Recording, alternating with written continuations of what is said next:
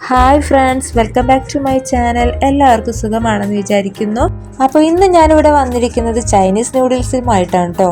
അതെങ്ങനെ ഉണ്ടാക്കുന്നതെന്ന് നോക്കാം നമുക്ക്. അപ്പോൾ അതിന് മുമ്പായിട്ട് ആരെങ്കിലും പുതിയതായി ഈ ചാനൽ കാണുന്നുണ്ടെങ്കിൽ ലൈക്കും സബ്സ്ക്രൈബും ചെയ്ത് സപ്പോർട്ട് ചെയ്യുകയാണ് കേട്ടോ.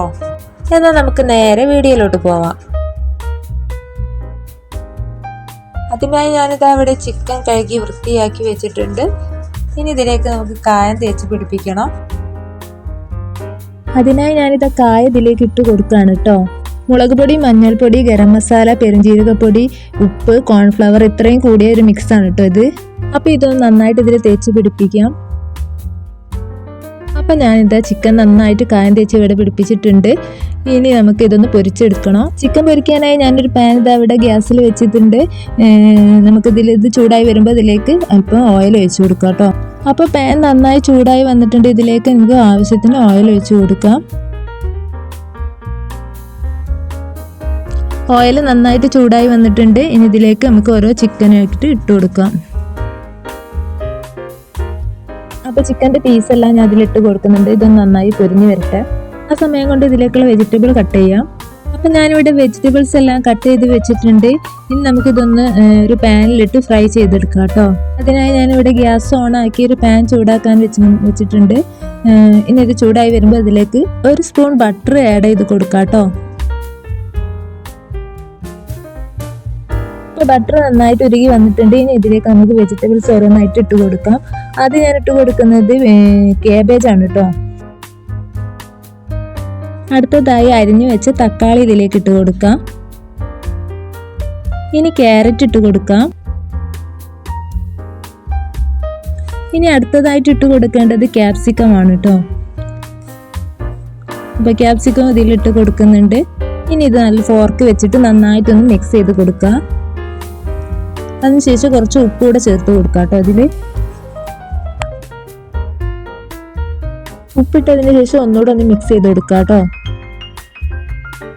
ഇനി ഇതിലേക്ക് കുരുമുളക് പൊടിയും ഗരം മസാലയും ചേർത്ത് ഒന്നുകൂടെ ഒന്ന് മിക്സ് ചെയ്ത് കൊടുക്കാം കേട്ടോ.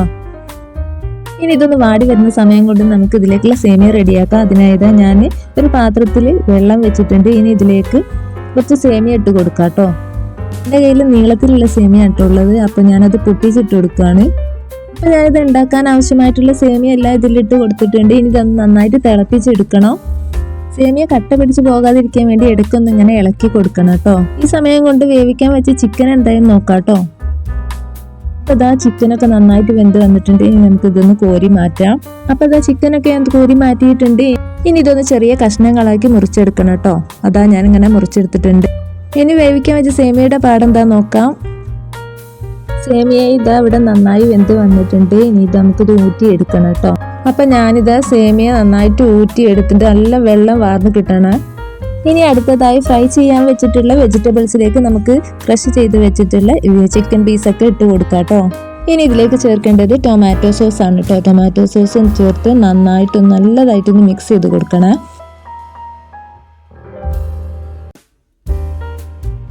ഇനി നമുക്ക് ഇതിലേക്ക് വേവിച്ച് വെച്ചിട്ടുള്ള സേമിയ ഇട്ട് കൊടുക്കാം കേട്ടോ. ഗ്രേവി എല്ലായിടത്തും പിടിക്കുന്നതിന് വേണ്ടിയിട്ട് നന്നായിട്ടൊന്ന് മിക്സ് ചെയ്ത് കൊടുക്കാം. അപ്പം നമ്മുടെ ചൈനീസ് നൂഡിൽസ് ഇതാവിടെ റെഡിയായി വന്നിട്ടുണ്ട്. നല്ല അടിപൊളി ടേസ്റ്റാണ് കേട്ടോ ഇതിന്. കുട്ടികൾക്കും വലിയവർക്കും എല്ലാവർക്കും ഇതിൻ്റെ ടേസ്റ്റ് ഇഷ്ടപ്പെടുന്നതാണ്.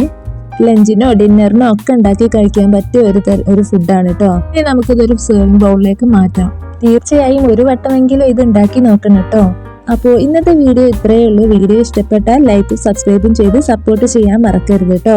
അപ്പോൾ പുതിയൊരു വീഡിയോയുമായി വരുന്നത് വരേക്കും എല്ലാവർക്കും ബൈ.